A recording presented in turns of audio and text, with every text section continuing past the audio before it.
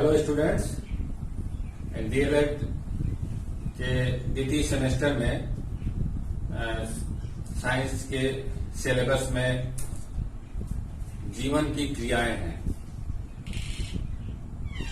उन जीवन की क्रियाओं में एक जीवन की क्रिया है संवेदनशीलता। वैसे तो बहुत सारी जीवन की क्रियाएं आप लोग पढ़ लिए हैं, जैसे पोषण, श्वसन, उत्सर्जन, वृद्धि, प्रकाश संश्लेषण, वाष्पोत्सर्जन, प्रजनन, ये सब जीवन की क्रियाएं हैं। उसमें से एक जीवन की क्रिया है संवेदनशीलता। तो सबसे पहले हम लोग जानेंगे कि संवेदनशीलता क्या है। उसके बाद हम लोग जानेंगे कि संवेदनशीलता कितने प्रकार की होती है और हमारे शरीर के अंदर कौन सा ऐसा सिस्टम है जो हमको संवेदनशीलता के प्रक्रिया में हेल्प करता है। जैसे उत्सर्जन में हमारे पास उत्सर्जी अंग है, जैसे उसी तरह श्वसन में हमारे पास श्वसन के अंग है, तो उसी तरह संवेदनशीलता के लिए भी हमारे पास एक ग्रुप समूह है अंगों का जो हमको संवेदनशीलता से अवगत कराता है या संवेदनशील बनाता है। तो सबसे पहले हम जानेंगे कि संवेदनशीलता है क्या। संवेदनशीलता जीवों की एक प्राकृतिक कह सकते हैं कि गुण है, और ये जब से जीव आया है तब से संवेदनशीलता उसके बॉडी में या सेल में अवेलेबल रहता है। अब बॉडी सेल से बनी हुई है, बहुत से ऐसे ऑर्गेनिज्म है जो यूनिसेलुलर है, उसमें भी संवेदनशीलता पाई जाती है। जब उसको लगता है कि हम इधर जाएंगे या फिर इस तरह से रिएक्ट करेंगे, या तो वो कंफर्टेबल वातावरण में सर्च करने की प्रवृत्ति होती है। तो संवेदनशीलता उसे कहते हैं कि किसी भी जीव की अपने आसपास होने वाले परिवर्तनों की प्रतिक्रिया देना। फिर से एक बार हम सुनते हैं कि किसी भी जीव के आसपास होने वाले परिवर्तनों की प्रतिक्रिया देना ही संवेदनशीलता कहलाती है। अब ये प्रतिक्रिया देना दो तरह की हो सकती है। एक तो बहुत तेजी से प्रतिक्रिया देना और एक बहुत स्लो मोमेंट में प्रतिक्रिया देना। तो जो स्लो मोमेंट में धीरे से प्रतिक्रिया धीरे धीरे हमारे बॉडी में डेवलप होती है, वो एक अनदर प्रोसेस है। मतलब दूसरी उसमें इन्वायरमेंट के फैक्टर्स, इन्वायरमेंट हमारे जो आउटसाइड के सराउंडिंग है वो इफेक्ट करते हैं। आज हम लोग जो तेजी से प्रतिक्रिया होती है हमारे शरीर में अगेंस्ट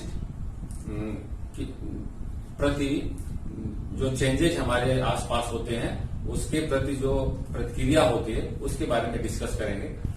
तो हमारे आसपास जो चेंजेस होते हैं उसके बहुत सारी प्रतिक्रिया होती हैं। अब वो टोटली कंट्रोल और कोऑर्डिनेटेड होती हैं। जैसे हम एक रास्ते से जा रहे हैं, कोई मिल गया तो उससे बातचीत करने लगते हैं। दूसरे एनिमल जैसे टाइगर है, वो अगर हिरन को देखता है तो उसके पीछे दौड़ता है। और भी बहुत सारे इसके एग्जाम्पल्स हैं। बिल्ली चूहे के पीछे दौड़ती है, उसको भोजन चाहिए। तो ये सब चीजें भी प्रतिक्रिया में आती हैं। ये सब कंट्रोल प्रतिक्रिया है। तो हमारे आउटर सराउंडिंग्स में होने वाले चेंजेस के अगेंस्ट सारे जीव एक प्रतिक्रिया देते हैं। उस प्रतिक्रिया को बोलते हैं संवेदनशीलता। अब संवेदनशीलता में कौन सा ऑर्गन हम लोगों को हेल्प करता है, हमारे बॉडी के अंदर कौन सा ऐसा सिस्टम है, प्रणाली है जो संवेदनशीलता को अच्छा या क्विक तेजी से रिस्पांस करने में हेल्प करता है। तो जो प्रणाली संवेदनशीलता में हेल्प करता है उस सिस्टम को बोलते हैं तंत्रिका तंत्र।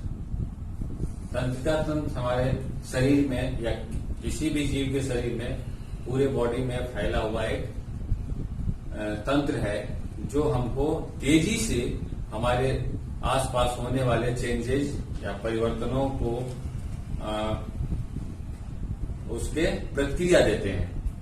तो तंत्रिका तंत्र का जो यूनिट है उसे कहते हैं तंत्रिका।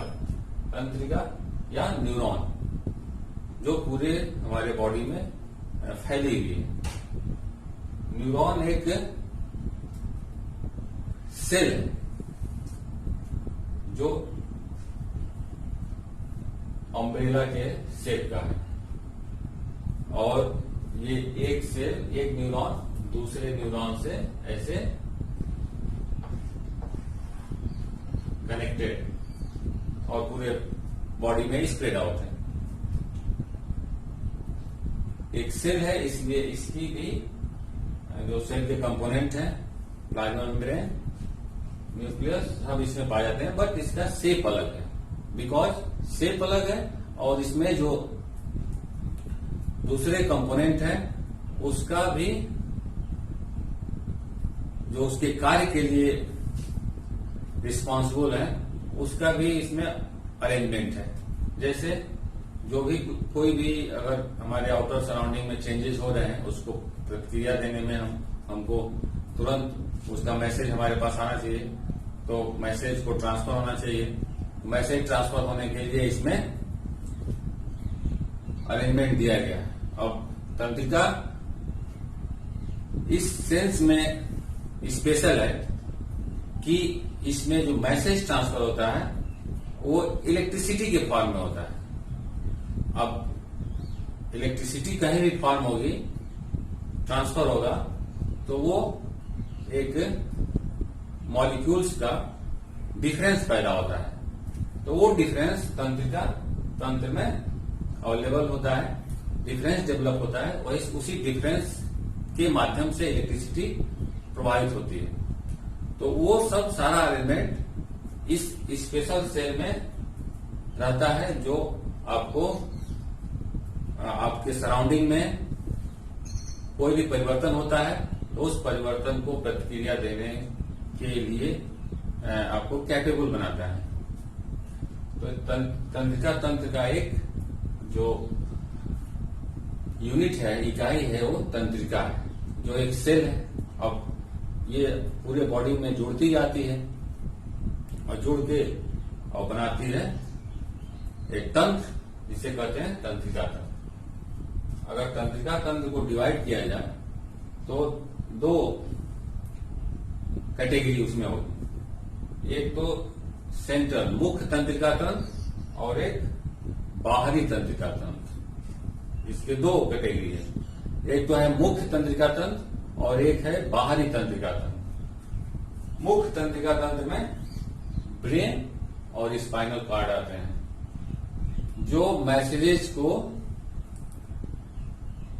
कलेक्ट करते हैं और उस कलेक्शन करके फिर क्या एक्शन होगा उसको भेजते हैं कि इस मैसेज पे ये एक्शन हो सकता है। तो एक कोऑर्डिनेशन का काम कर रहे हैं। उसमें बहुत सारी तंत्रिकाएं एक दूसरे से जुड़ी हुई हैं और वो जुड़ने के क्रम में ही मैसेज को कोऑर्डिनेट करके फिर भेजती हैं।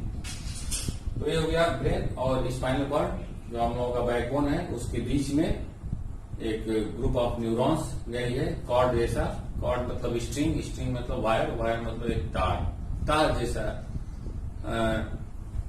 संरचना है जो स्पाइनल कॉर्ड के बीच में ऐसे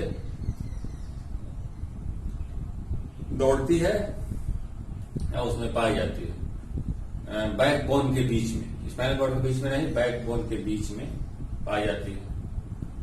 तो ब्रेन और स्पाइनल कॉर्ड, इसमें ग्रुप ऑफ न्यूरॉन्स सब एक दूसरे से जुड़े हुए हैं और कोऑर्डिनेट करते हैं।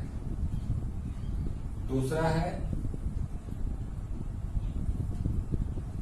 चारों ओर की तंत्रिकाएं। इसमें भी हमारी बॉडी में दो तरह की तंत्रिकाएं हैं, एक तो कोई भी अगर चेंजेस होता है उसको आप सेंस करते हैं तो मैसेज जाता है ब्रेन या स्पाइनल कॉर्ड तक, फिर वहां से आता है। तो जो तंत्रिकाएं मैसेज सेंट्रल नर्वस सिस्टम में ले जाती हैं उसे कहते हैं अफरेंट न्यूरॉन। और जो सेंट्रल नर्वस सिस्टम से जहां हम लोगों का कोई अंग अफेक्ट होता है, चेंज कोई भी बाहर से चेंज हो गया, तो उसे कहते हैं इफेरेंट। तो दो तरह के, एक तो ले जाती हैं जो मैसेज उसे एफरेंट बोलते हैं, और जो मैसेज ले आती हैं उसे इफरेंट बोलते हैं। तो पेरिफेरी जो चारों ओर हमारे शरीर में चारों ओर जो तंत्रिकाएं फैली हुई हैं वो पेरिफेरी नर्वस सिस्टम में चारों ओर की तंत्रिका है, और एक मुख्य तंत्रिका तंत्र है। ब्रेन और स्पाइनल कॉर्ड मुख्य में आ गया और चारों ओर की तंत्रिकाएं में एफरेंट और इफरेंट आ गया। तो ये दोनों मिलके तंत्रिका तंत्र बनाते हैं जो हमको चारों ओर होने वाले परिवर्तन से अवगत कराते हैं, और उस परिवर्तन को देखते हुए हम अपने शरीर में या उस परिवर्तन को देखते हुए हम अपने उस परिवर्तन को रोकने या फिर उस पर रिएक्ट करने, प्रतिक्रिया देने के लिए अपने को कैपेबल बनाते हैं। अब एक और जो ऑर्गन या ग्रुप ऑफ सेल हेल्प करता है इस हमको रिएक्शन करने में या फिर प्रतिक्रिया देने में, वो है मसल्स और न्यूरॉन दोनों एक दूसरे से मिलके ही किसी भी परिवर्तन को हम लोग रिएक्ट करते हैं, प्रतिक्रिया देते हैं। बिना मसल्स के बोन मूव नहीं करती हैं, अगर मसल्स रहेगा तभी बोन मूव करेगी। तो मैसेज तो तंत्रिका दे दिया कि ये काम करो, और काम कौन करेगा? मसल्स करेंगे। तो मसल्स के बारे में पेशियों तक में हम लोग पढ़ेंगे अगले स्लाइड में, जो पेशियां किस तरह काम करती हैं। लेकिन पेशियों को काम करने के लिए मैसेज कहां से आता है और मैसेज कौन लाता है? वो है तंत्रिकाएं, जो पूरे शरीर में फैले हुए हैं। अगर तंत्रिकाएं सेंस काम करना बंद कर दे तो आपको किसी चीज का चेंजेस का फील नहीं होगा, महसूस ही नहीं होगा कि आपके आसपास क्या हो रहा है। तो ये हो गया सेंसिटिविटी, जो आपके क्विक रिएक्शन, मतलब तेजी से रिएक्शन करना है मनुष्य के शरीर में या फिर दूसरे एनिमल जो तेजी से रिएक्ट करते हैं, तो उसके लिए इसमें तंत्रिका तंत्र है। और जो स्लो रिएक्शन है ह्यूमन में, वो स्लो रिएक्शन एक तरह से इन्वायरमेंटल फैक्टर उसमें रिस्पॉन्सिबल है। स्लो रिएक्शन एक कंटिन्यूटी जनरेशन टू जनरेशन होता रहता है, उसके बॉडी में चेंज होता रहता है, और उस स्लो चेंजेस को बोलते हैं इवोल्यूशन या परिवर्तन। इवोल्यूशन एक जीवों के शरीर में पाए जाने वाली एक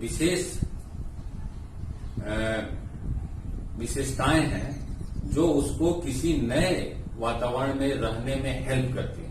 अगर वो जनरेशन टू जनरेशन ऐसे चेंजेस हो जाए उसके शरीर में, अगर हम ही कहीं दूसरे न्यू इन्वायरमेंट में जाते हैं, जैसे वहां चले गए माउंटेन पे, तो माउंटेन के जो ह्यूमन होंगे आप देखे होंगे कि वो छोटे छोटे होते हैं। तो क्योंकि ऊपर चढ़ना है नीचे उतरना है, तो ऊपर चढ़ने में लंबे लोग नहीं चढ़ पाते हैं और उसमें प्रॉब्लम हो सकती है क्योंकि हाइट छोटी हो गई, नाक चपटे हो गए। तो जो इस तरह के परिवर्तन है मनुष्य के शरीर में या दूसरे एनिमल के शरीर में, वो सारे एनिमल के शरीर में ऐसे वातावरण के अगेंस्ट परिवर्तन होते रहते हैं, और वो परिवर्तन उस जीव को वहां पे रहने में हेल्प करते हैं, जिसे कहते हैं, अब अगर परिवर्तन टेम्पोररी है तो उसे कहते हैं एक्लिमेटाइजेशन, अगर परिवर्तन शॉर्ट टर्म है तो कहते हैं एडॉप्टेशन, अगर वो जनरेशन टू जनरेशन कंटिन्यू हो गया तो उसे कहते हैं इवोल्यूशन। अब उसके जनरेशन टू जनरेशन वैसे ही कंटिन्यू हो जाएगा। तो ये एक स्लो प्रोसेस है, और स्लो प्रोसेस अगेंस्ट सराउंडिंग। अब कभी कभी सराउंडिंग के अगेंस्ट भी नहीं होता है, कुछ दूसरे जो अंदर हमारे जीन हैं या जो कैरेक्टर को कैरी करने वाले केमिकल हैं, वो उस चेंजेस के लिए रिस्पॉन्सिबल है। आप कभी कभी देखे होंगे कि 5 पैर वाले गाय मिल जाती है, उसके पीठ पे भी एक पैर होता है, तो एक नया करेक्टर हो गया, नया, उसका कोई यूज नहीं है, लेकिन वो तो आता रहता है। अभी कभी ऐसा होगा कि उसका यूज होगा, तो ऐसा हो सकता है कोई ऐसे इन्वायरमेंट में जाए उसका यूज आ जाए। तो इस तरह के कैरेक्टर, इन्वायरमेंट भी फैक्टर है न्यू क्वालिटी और उसको संवेदनशीलता में, लेकिन इन्वायरमेंट फैक्टर नहीं भी है। हमारे शरीर की और जीवों के शरीर की ऐसी विशेषताएं हैं कि नया नया संवेदनशीलता आती रहती है। तो अगर ये सब जो नए कैरेक्टर वाले संवेदनशीलता है, ये एक स्लो प्रोसेस वाले हैं, और क्विक प्रोसेस तेजी से आपको संवेदनशीलता दिखानी है, तो उसके लिए शरीर में एक नर्वस सिस्टम है, जो नर्वस सिस्टम तेजी से संवेदनशीलता दिखाने के लिए रिस्पॉन्सिबल है या उसके लिए उत्तरदायी है। तो आज हम लोग तंत्र के बारे में जान लिए। दूसरा स्लाइड में हम लोग जानेंगे कि पेशी ऊतक क्या है।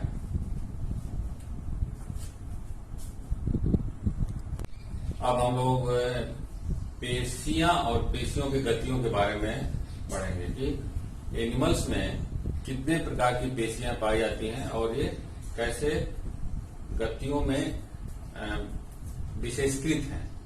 तो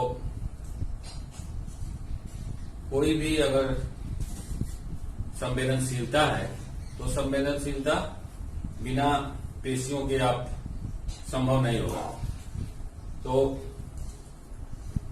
तंत्रिका तंत्र मैसेज देता है, सूचनाएं देता है, और पेशियां उस पर एक्शन करती हैं। तो पेशियों में इस प्रकार की विशेषता है कि वो किसी भी बोन को मूव करा सकती है।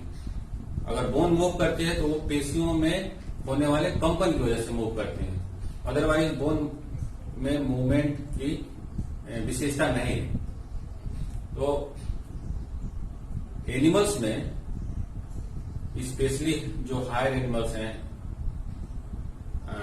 फिश, बर्ड्स, रेप्टाइल्स, फ्रॉग्स और मैमल्स, तो इसमें मुख्यतः 3 प्रकार की पेशियां पाई जाती हैं। एक तो ऐच्छिक, जो आपके निर्देशों पे काम करती हैं, जैसा आप निर्देश देते हैं वैसा उनका एक्शन होता है।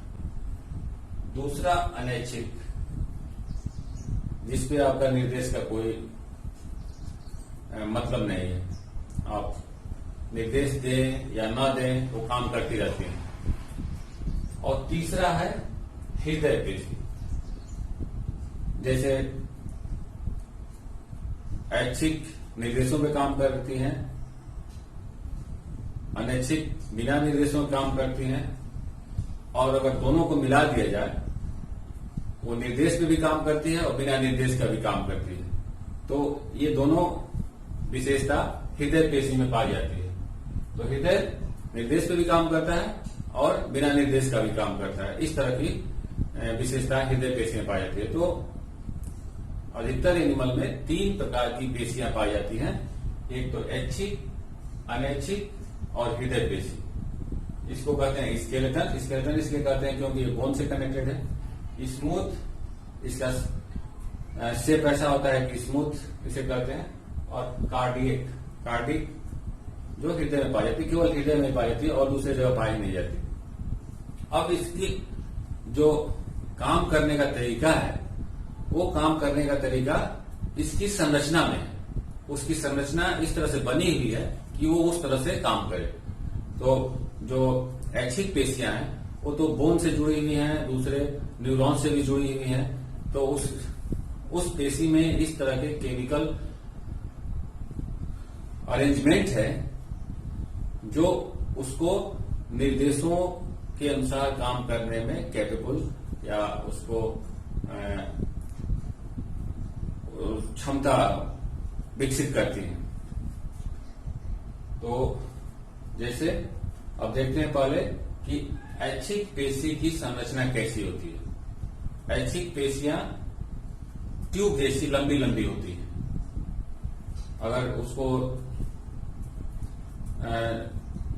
पेशियों को निकाला जाए तो लास्ट स्टेज में ट्यूब जैसे लंबे ऐच्छिक पेशियां, तो ऐच्छिक पेशियां ट्यूब जैसी लंबी लंबी होंगी और इसमें बीच बीच में ऐसे पाए जाएंगे पार्टीशन जैसे, जैसे ये ट्यूब है ये और इसमें इस तरह से पार्टीशन पाए जाते हैं,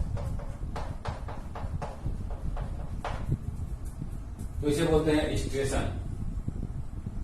अब इसमें जो न्यूक्लियस है ऐसे बिखरा रहता है और सभी न्यूक्लियस के चारों ओर प्लाज्मा मेम्ब्रेन नहीं पाई जाती, तो ऐच्छिक पेशियों के ऐसी पेशियां हैं जो मल्टी न्यूक्लिएटेड है, मतलब एक सेल या एक पेशी में कई न्यूक्लियस पाए जाते हैं।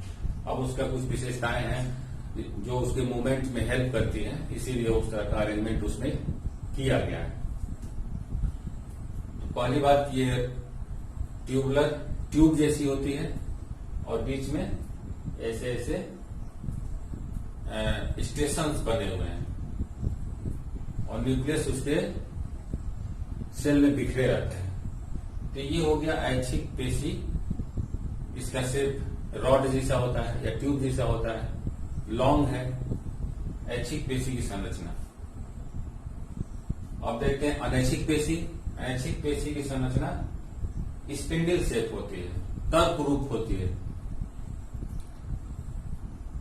दोनों साइड में पॉइंटेड और बीच में शेप उसका बड़ा होता है। ये अनैच्छिक है इसलिए इसका मूवमेंट स्लो होता है। ऐच्छिक पेशियों का मूवमेंट तेजी से होता है लेकिन अनैच्छिक पेशियों का मूवमेंट स्लो होता है। अनैच्छिक पेशियां हमेशा बोन से जुड़ी होती हैं, अनैच्छिक पेशियां बोन से नहीं जुड़ी होती। जैसे हमारे अंदर के जो ऑर्गन है जैसे इंटेस्टाइन है, किडनी है, लंग्स है, ये सब ऑर्गन में अनैच्छिक पेशियां पाई जाती है। इंटेस्टाइन में भी मूवमेंट होता है जिसे पेरिस्टेल्सिस मूवमेंट्स बोलते हैं। तो वो मूवमेंट्स को परफॉर्म करने के लिए वहां पे पेशियां लगी हुई हैं, उस पेशियों को बोलते हैं अनैच्छिक पेशियां। ये स्मूथ मसल्स, स्मूथ मसल का शेप होता है स्पेंडिल शेप या तुर्क रूप, जिसमें एक मसल्स में एक ही न्यूक्लियस है। तो ये डिफरेंस है। पिछले सेमेस्टर के एग्जाम में ये क्वेश्चन आया है कि ऐच्छिक और अनैच्छिक पेशियों में क्या अंतर होता है। तो अंतर आप समझ लीजिए। अब आ सकता है, नहीं भी आ सकता है। इसमें यह आ सकता है कि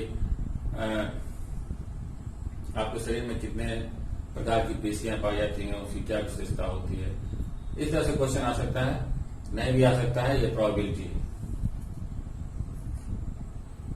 तो ये स्पेंडल शेप हो गया। अब जो हृदय पेशी है, अगर इस दोनों पेशियों को मिला दिया जाए और जो अलग संरचना मिलेगी उसे हृदय पेशी कहते हैं। ये हृदय पेशी ट्यूब या रॉड लाइक होती है, बस इसके रॉड में इधर से ब्रांचेज भी होती है, इधर से भी ब्रांचेज निकल जाते हैं। एक पेशी दूसरे पेशी से जुड़ी होती है, जबकि ऐच्छिक पेशियों में एक पेशी से दूसरे पेशी में जुड़ाव नहीं होता,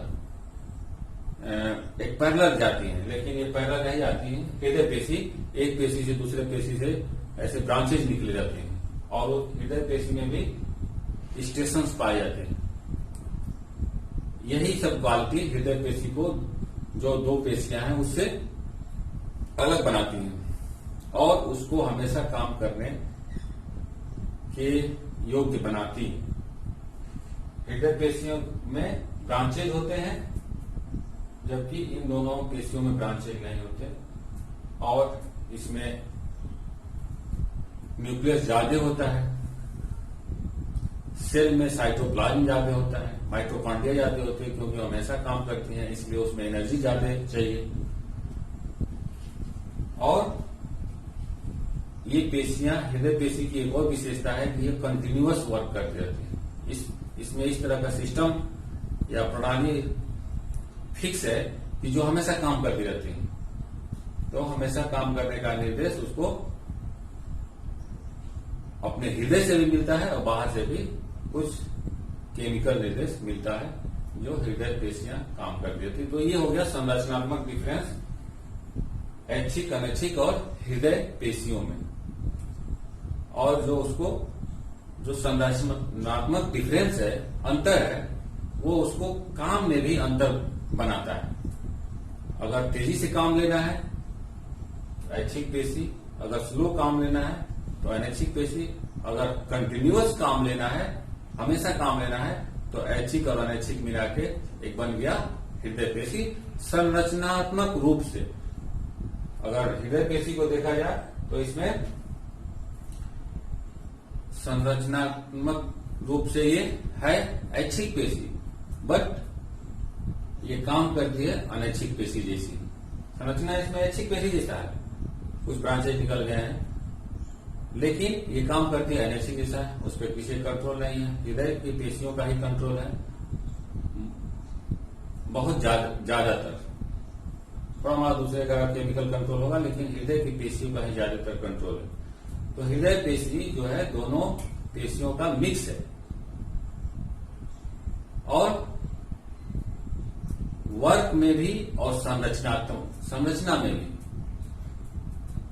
तो ये हो गया पेशियों के बारे में जानकारी।